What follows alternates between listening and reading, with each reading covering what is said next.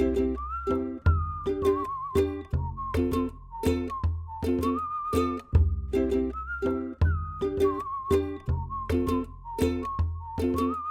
back to What's God Doing? And I have the pleasure of sitting again with Chris Zinchuck. And Chris, what's God doing with YWAM City Lights? Yeah, thanks, Paul. He's doing new things, right? And I think you kind of hear that oftentimes on these podcasts of what's God doing. I know that you've heard that over and over again. And that kind of really got me thinking about a verse from Revelation 21:5. And it's that one that, behold, I am making all things new. And Jesus says, write this down. You know, he who is seated on the throne says, behold, I am making all things new. And right now, he is, of course, making all things new. And I think we're all discovering that and seeing that in our world. The world is changing so fast. We've had these conversations really ever since COVID, that the world is changing at a rapid pace. And now we've had this introduction of AI, artificial intelligence, and we're going, oh my, can we keep up? Can we breathe with this big tsunami wave that is hitting us? But really what's happening is we are just constantly having to reinvent pretty much all of our systems, pretty much all of the different ways that we're reaching out. We've got these strategies that the Lord has given us that we're pressing into, but as we're doing it, the world is constantly changing while we're doing it. And I ran into this position where I was struck with, should I be afraid of this stuff, or should, what is my posture supposed to be? And then I was thinking so much about Joshua and Caleb and how the Lord had called out the spies to look at the land and what their attitude was. And I can start to say that the first thing that is being transformed and is coming new is my attitude. I'm really needing to really humble myself more and more and realize that the faithfulness of God is relevant and powerful in every single day. And he is seated on the throne. It doesn't matter what's going on in the world, but he is changing. He's making all things new. It's not just that the power of the enemy is moving around, but he is making all things new. So I might have just given you a sermon instead of answered your question, but on a practical level, we are launching new things and having to do things in new ways. And that's part of the history of the world that we're in right now. And I'm just ready to embrace it. Yeah. Well, and this is a hard thing about human nature. Like we are resistant to change often, especially if we like how things are going.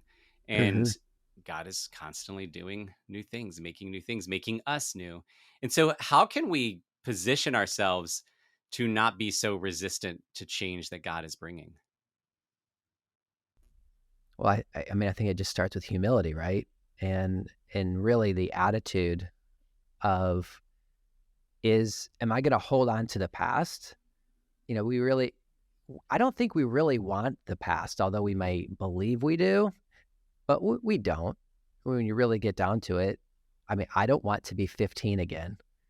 I might have been younger, more vibrant. There was many things I was doing in my life, but I certainly wouldn't want to have to go back to high school and live my life again.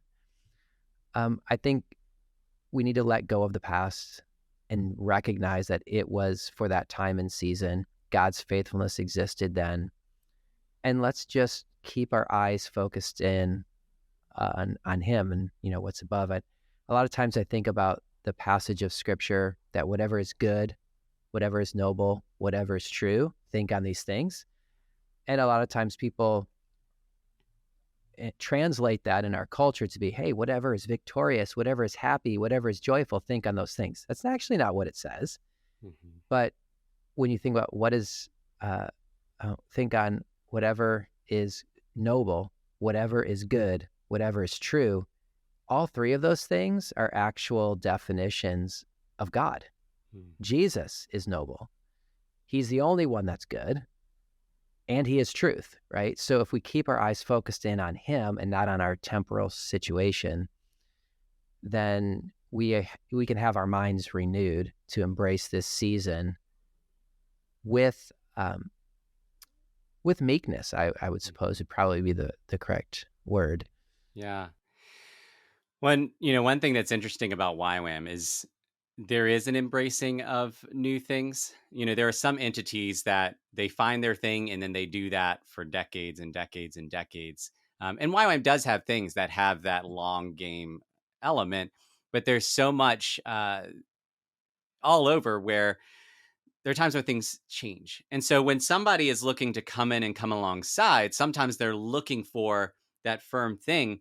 But what we're often inviting people into, in particular, why in Virginia, is it is some new things, some unknown things. And so for those that are thinking about walking alongside in this newness, how can they do that? But also, what would you say to them? Yeah, well, two things. I would say you need to hear God's voice, right? And that, people sometimes use different vocabulary to mean the same thing. And you can get divisive on that particular vocabulary phrase of hearing God's voice. But it's like, how is God leading you? Where do you see God working? What is, the scripture showing you? What are, these elements and truths that are coming out? But right now, truth is changing so fast, and all this AI stuff is leading to huge deep fake things.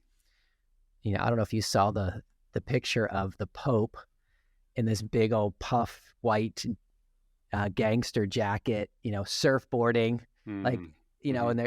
and so there's been all kinds of images and movies and speech recognition that's changing so quickly, and you don't know what truth is.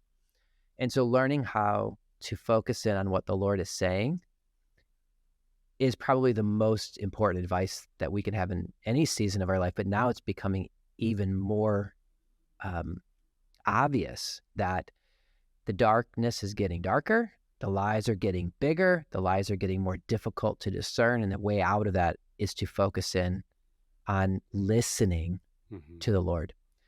On a practical note, what we've done is we've listened to the Lord on some very specific thing about mobilizing volunteers. And very soon, I'm guessing as you and I work on this, and in June, we're going to have a platform established, which is going to be our volunteer portal, where if you believe the Lord wants you to serve and volunteer and give your time in some form or fashion to the kingdom with global missions right from your own home, we are going to have this portal set up with hundreds of different ways that you could volunteer virtually, physically, right from your home, and contribute to the advancement of the Great Commission in world missions through YWAM Virginia through this portal. So we're getting excited to release that. So if that's on your heart, I would ask you to pray and ask the Lord how, look at the actual portal and sign up. Yeah. What you were saying about the importance of prayer and discernment is so big, especially as there's lots of new things and it can be easy for us to jump on things. I threw on this shirt and like I don't know if it's coming across, but on my screen I could see a lot of wrinkles on it. But I threw it on because I had a T-shirt on earlier and I wanted to have something that looked better. So it was like I was throwing on a new shirt, but I didn't take a moment to look in the mirror, right? And I think For we do sure. that in life is we might just jump quickly without pausing to, Scripture talks about being prayerfully discerning, about seeking wisdom. And so I think that's a really good word that with everything that's happening, how can we be sure to pause and seek God first in everything that we do? As we close out, would you mind reading that verse from Revelation? Yeah, so this is Revelation chapter 21, verse 5, and it says, "And he who was seated on the throne said, Behold, I am making all things new. Also, he said, Write this down, for these words are trustworthy and true." Yeah.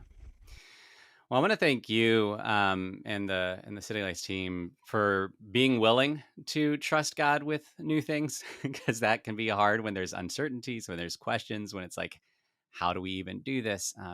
So I thank you for that, because yeah, I really do believe God is up to some incredible things, and it's exciting to see that unfold. And so thank you for that. Thank you for sharing. And I want to thank all of you for listening, and not just for listening, but for walking with us as we together, as one family, explore what it means to know God and make him known. If you'd like to learn more about what God's doing in Virginia, visit us at ywamva.org and join us next week for more stories of God at work.